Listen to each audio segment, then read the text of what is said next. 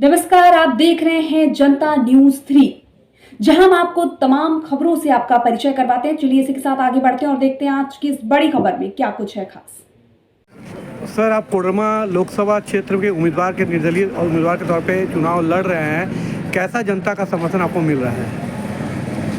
जनता ने ही प्रत्याशी बनाया है और जनता की इच्छा है कि हम लोग चुनाव लड़ें और हम भरपूर सहयोग करेंगे और उन्हीं के इच्छा पर हम लोग चुनाव लड़ रहे हैं। तो निश्चित रूप से जो कहता है कि भाई फलाना काम करो, तो काम करने के लिए जो कहते हैं वो तो बहुत लगते हैं। और सारी जनता जो है मुझे जिताने के लगी हुई है, बहुत उत्साहित है और भरपूर प्यार, सहयोग और समर्थन, आशीर्वाद मुझे जनता का मिल रहा है। सर, कोडरमा लोकसभा में विगत 5 वर्षों में किस तरह का विकास हुआ है, उस पर कुछ बताएं।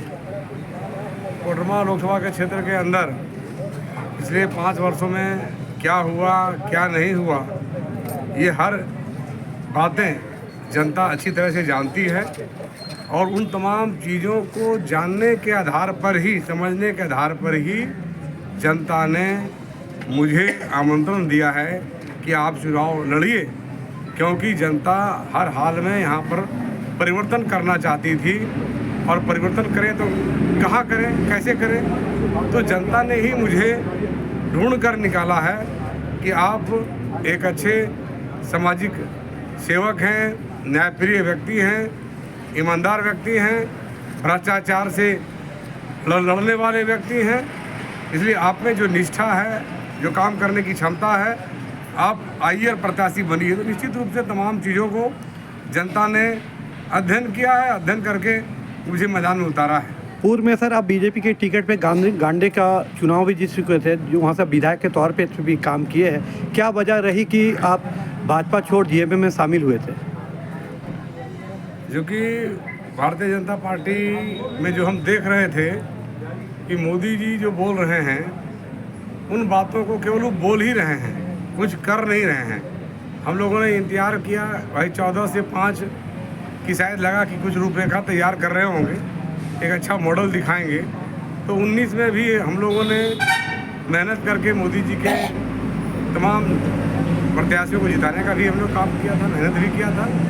पर जब ये 5 साल जो बीतने लगे, जब दूसरा इनका शुरू हुआ, तो उस काल में ये देखा गया कि मोदी जी केवल और केवल भ्रष्टाचार में डूब गए हैं। आपने देखा होगा इसका सीधा साधा उदाहरण इलेक्ट्रल बॉन्ड में कैसा कमाई किया है। अनाप शनाप पैसा जिस कंपनी से लो और उसी को बड़ा बड़ा प्रोजेक्ट दो।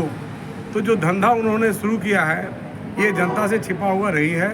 आज गैस के दाम कितने बढ़ गए, आज जो रोज़मर्रा के चीज़ हैं, गरीबों के भी उपयोग करने की चीज़ हैं, जो खाद्य पदार्थ हैं, आपको चीनी में जीएसटी देना पड़ता है, आपको तेल में जीएसटी देना पड़ता है, आपको आटा, पाउडर, चाय पत्ती में जीएसटी देना पड़ता है। तो आप समझ लीजिए कि भाई गरीब कैसे जीवन जिएंगे। तमाम चीज़ें इतनी महंगी होते जा रही है और आप उधर रोज़गार के भी अवसर छीन ले रहे हैं, रोज़गार के भी अवसर पैदा नहीं कर रहे हैं, इधर महंगाई अनाप शनाप बढ़ा रहे हैं। तो ये सारा जो उनका खेला था अब जनता के सामने आ गया है और जनता उनको मुंहतोड़ जवाब देगी। सर, खतियानी जोहार कार्यक्रम में पूर्व मुख्यमंत्री हेमंत सोरेन आए हुए थे, आप उसी समय पार्टी में शामिल हुए थे और क्या क्या शर्त के साथ शामिल हुए थे? क्या आपको कोडरमा लोकसभा का टिकट देने पर कोई रणनीति तय हुई थी?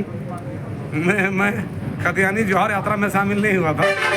मैं जो हूँ तो 16 नवंबर जी 2022 को रांची में उनके आवास में अपने समर्थकों के साथ पूरे कोडरमा लोकसभा क्षेत्र से लगभग 7-8 हज़ार समर्थक हम लोग के साथ गए थे और तमाम समर्थकों के साथ मैंने ज्वाइन किया था। खतियानी जोहार के दिन मैं यहाँ कार्यक्रम में साझा था, तो ज्वाइन तो मैंने पहले ही कर चुका था। सर, अभी हाल में पूर्व मुख्यमंत्री की पत्नी कल्पना सोरेन का नामांकन गांडे उपचुनाव के लिए हुआ है, तो हम लोग उस समय उसको कवर कर रहे थे। कवर करने के दौरान में हमने आप ही के राज्य के मंत्री मिथिलेश ठाकुर से पूछी जब कि आपके दल के नेता जयप्रकाश वर्मा को टिकट नहीं देने जाने पर वो क्षुब्ध होकर निर्दलीय के तौर पे चुनाव लड़ रहे हैं, तो उनका एक बयान आया है कि लोकतंत्र में सभी स्वतंत्र है। तो इसको आप किस दृष्टिकोण से देखते हैं?